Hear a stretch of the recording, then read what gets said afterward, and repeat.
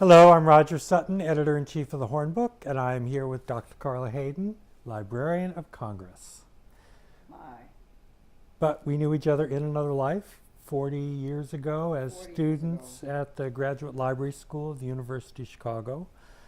And what I'd like to talk with you about today is sort of that era of your professional life as well as how you became a librarian to begin with. This is for a special issue that the Hornbook is doing in May with the theme Making a Difference.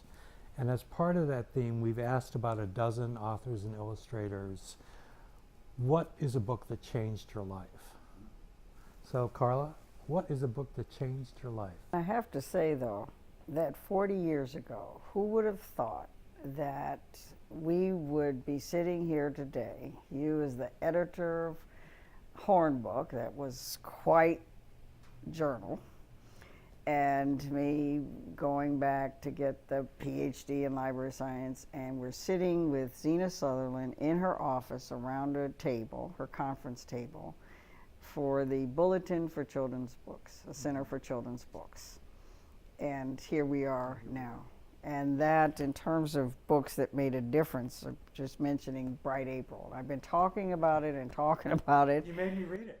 I know, and so people are saying, they always say, well, what's your favorite book? And I keep saying, well, I haven't read that yet, but there have been books that meant a lot to me and that I remember and I still hold with affection.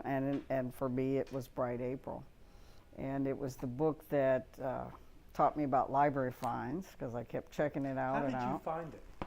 And you know, I've thought about that. I went to PS 96 in Queens, Jamaica, Queens, New York, and there was a storefront library right across from the school. And I would go there every day after school. And I don't remember if it was a librarian or who put this book, or if I discovered it on my own, in my hand. I was about 7. And I was a brownie, and I was brown.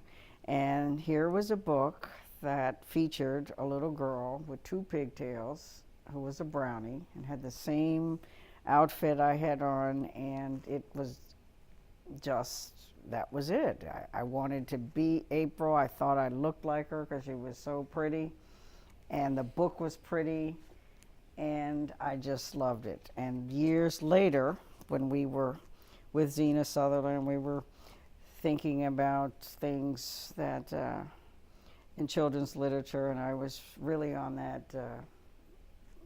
that thing of, you know, the representation of African Americans in children's literature, and doing research. And Bright April was on a list as a book of stereotypes, and I remember how I felt like, oh my God, no, not Bright April, because I had purchased a used copy, and I kept it for years, and I still look at it and hold it like this. And it really made me think about what we see as adults in children's books and how that might be different from what a child is looking at. And it helped me frame how I talked about depictions and illustrations in children's books in a different way. Well, and you shared with me before we started rolling letters that you received from people who had read Bright April and who also saw themselves in that book, but not in the sort of reason that you might think. And that's what surprised me, because I talked about books being mirrors, and in my case it was a mirror. I thought I saw myself, and windows. And I must have talked about it quite a bit, because I received a note shortly after I first, everybody knows now, because, well, it brings up so many things. And so, dear Miss Hayden, I just read your short biography in the Times. It struck a deep chord with me.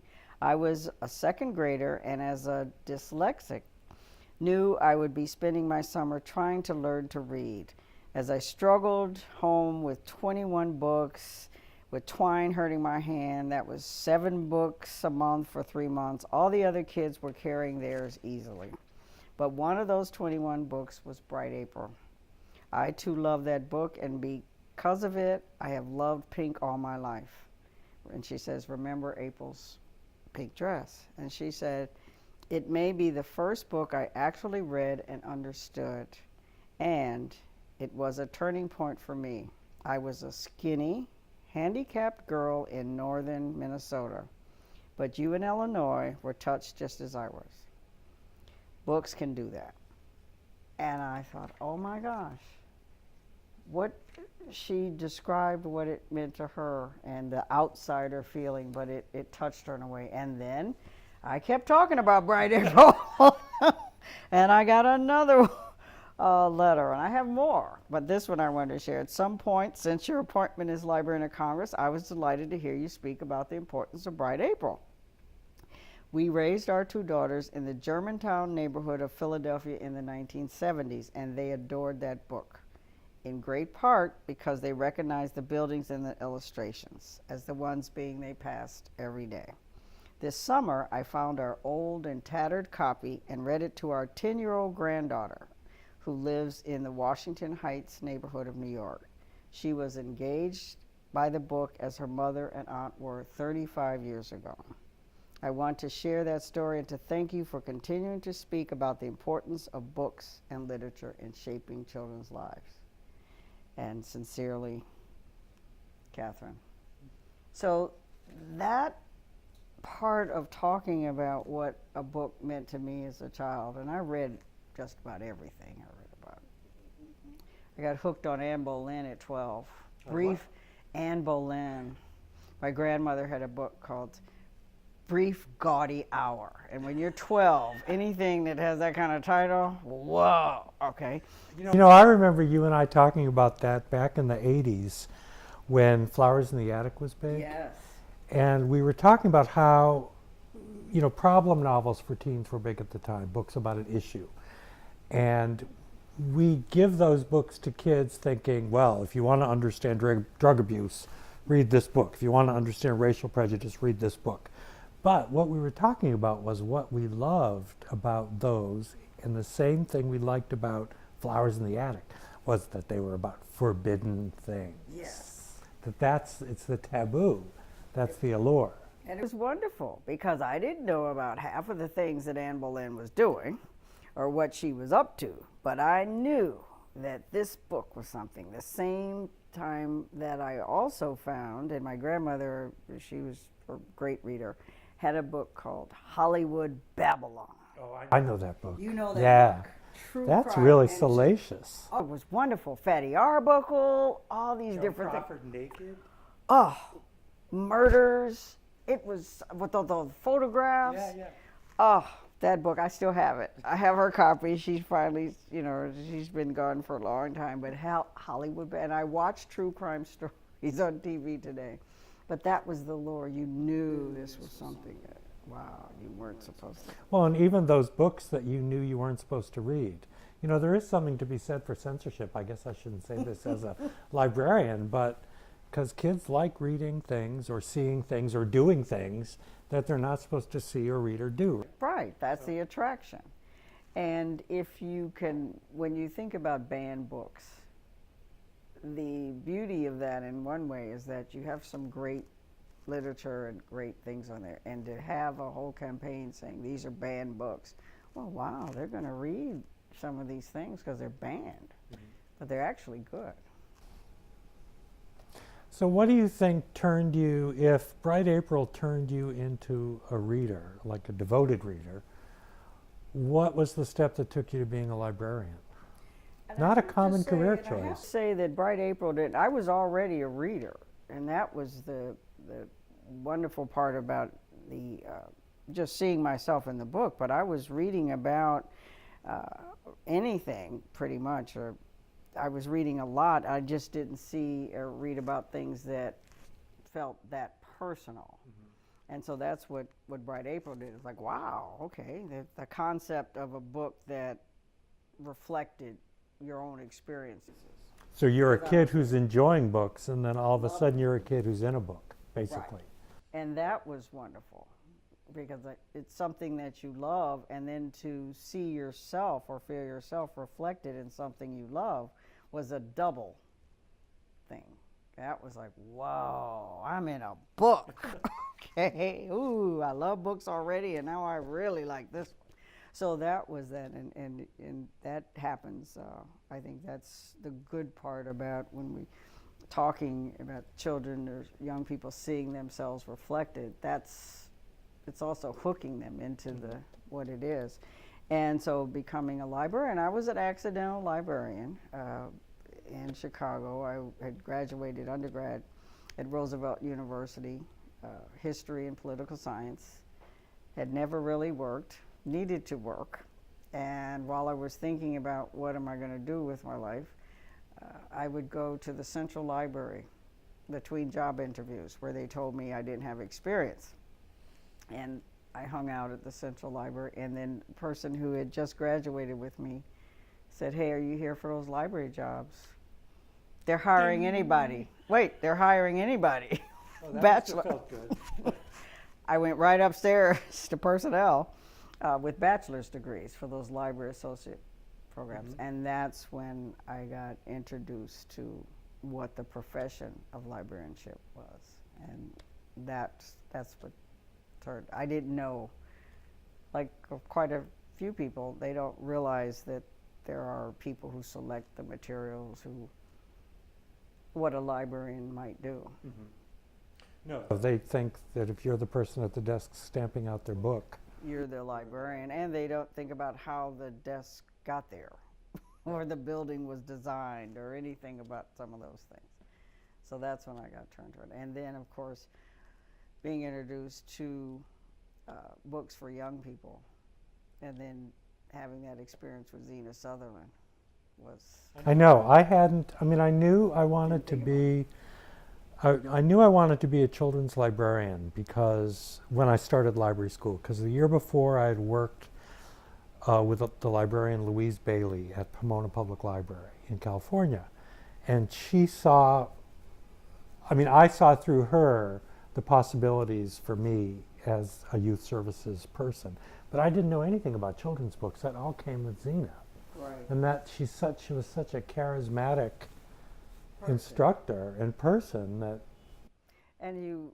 I had no choice. And my first assignment was with a children's librarian who was she was a library associate going to the graduate library school, University of Chicago, Judy Zucker. And Judy Zuckerman. Right. Yeah, I know Judy. And so I was paired with her, and that's when I knew, and it was children's services, I love kids, all that type of thing. But knowing the literature, I didn't really realize that aspect of it, really getting into it, and then taking the course with Xena, and then that was it. What I really appreciate now even more was her respect and her for the intelligence of young people, that they deserve good literature, and that was her first criteria was, yeah, they deserve the best. They deserve, why don't we respect them? But one thing I confronted after library school, though, was, Xena, I remember Xena saying for books like, well, at the time it would have been Nancy Drew, Hardy Boys, Yes. that sort of thing, kids can buy those with their own pocket money. But as soon as I was working out in the field, I thought, these kids don't have pocket money. They don't have any money. And if they do have money, they're going to spend it on candy or food. They're not going to spend it on books. And so I really had to adjust sort of my University of Chicago, children should read only the best, to children should read what they want, and the library should provide it to them. And that's where working in challenged areas, in cities and reservations, you realize that, yes, that's the value of a public library that can allow those kids to have the candy too, and the Nancy Drews, and then also they can have the other things. And so you might hook them on the candy or get them going. Somebody called it a gateway drug, right? But that in certain circumstances you have to provide the full range, because the kids really can't afford it. Right. And the library does have to be there to supply those books that might only get 2 or 3 readers a year, like some Newbery Medal books we could mention, maybe, because the kid isn't going to find them anywhere else. Yeah. So what do you do for that gifted reader? And now, with the challenges with publishing and where they're going to find things, it's even more important, I think, to have those special books or those different books that you can connect a young person with. I miss it. I miss it sometimes. How long has it been since you did direct service with? Direct service with young people. Well, I've been cheating, and I've cheated in at the Pratt Library, and I've been able to keep my hand in by doing something like once a month or twice. I might do a story time, or I'll talk to some teens about what they're reading, and that connection is really helpful for me because it's, one, it shows me this is what you're doing all the budgets and all the other things for, to make sure they have what they need and what they might not even know that they need, or what they want, or whatever. You just do that. And so I've been able to do that even here at the Library of Congress. I've been able to participate in author programs or tell stories. I've got caught also not reading the exact thing. One young man pointed out, he just said, "You're not reading that book."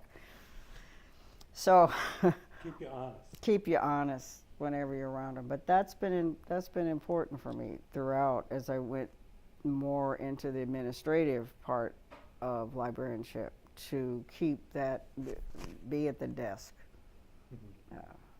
really see people coming in and talking to them about what they need. Can you do that here? Can you be at the desk? I can do that. One of the challenges here is that this, the material, I might not be as familiar with it. So you know, some of the questions are a little more advanced. So I might not be able to help them. But you can find someone who can. Oh, I can point with the best of them, but I'm not pointing. I'm not pointing. Get up from the chair. Get up from the chair, go find, lead them over to the person. So I still remember that one. I find, though, that whatever job I've had since being a children's librarian, is there's stuff I learned there. Just managing a place or people. There was a time that one ALSC, the ALA section for children's services, had a whole series on children's librarians as managers, and how those skills that you use with working with young people translate into administration. And I have found, and even to this day, that it's so true. Once you can manage, similar to teachers in some ways, working with young people, and you see the personalities, and you know how to be agile, you know how to deal with disruptions or all types of things. It's really fascinating sometimes to think that you're drawing more on your experience working with young people and teenagers too, who can be a little troublesome. Difficult, yeah. Difficult. They're not cute like the 3 and 4 year olds, right? And in groups, and how do you isolate, and what do you do, and what do you, being a young adult librarian really, I think, helps you as well. So a youth librarian, the best thing. Well, I think all that emphasis too on story hours and going into schools to do book talks and all that sort of group work that you do with kids and teenagers really does translate into how do I negotiate with a bunch of people. And the people who work with the children. So the teachers, the administrators, the parents, the caregivers, you're dealing with that too. So all these different constituencies. That's right. Who expect something slightly different from you. That's right. So that series on looking and helping youth librarians look at their experiences, professional experiences, as translatable if they wanted to do something else, I thought was a great series. It was a lot of fun too. We would use different stories from Henny Penny to everything. You know, what's the management lesson in Henny Penny? You know. Well, it seems like you've learned your lessons. Here you are. Lesson Look at your view. All the view. And it is the Library of Congress, and there's Congress right there. And we were just talking about the fact that it is wonderful in this country that a library is right there, and it is seen as really a partner with the legislative body. And I think in this time, in this age, it's even more important. Well, and I think at a time when our society is kind of politically fractured, a library, the Library of Congress, is a place where everybody seems welcome. And Congress is viewing, I just had a discussion with the congressman about the fact that for the legislators, the Library of Congress is their safe place too. Just like it is in the communities they serve, we are the place, the nonpartisan place, we are that safety net for them too. And I think that helps them understand. I think that helps them even get more of an appreciation of the value of libraries in their communities too, because we're doing it for them too. Well, and if you want a place that shows the importance of respecting what different people think, there is no better place in the damn world than a library for that. Remember when the motto was let the books battle it out on the shelves? That we had something to offend everyone? Yeah. And we were proud of that. So yes, we'll put them right there. You decide. And that's almost a creed. Well, I think that's the huge difference, for our making a difference theme. That's the difference that we make, is presenting people with the world, basically, in a building, right? Access to all kinds of crazy ideas and smart ideas and ideas I agree with and ideas that I loathe, and Ideas that worked, that didn't work, ideas from a long time ago, new ideas, all of that. And you get to decide, and you get to pick. And think of the freedom that gives you, that you can pick what you want to read. That's the essence of the whole thing. it's the best thing in the world. Yeah. Thank you, Carla. Lovely to see you again.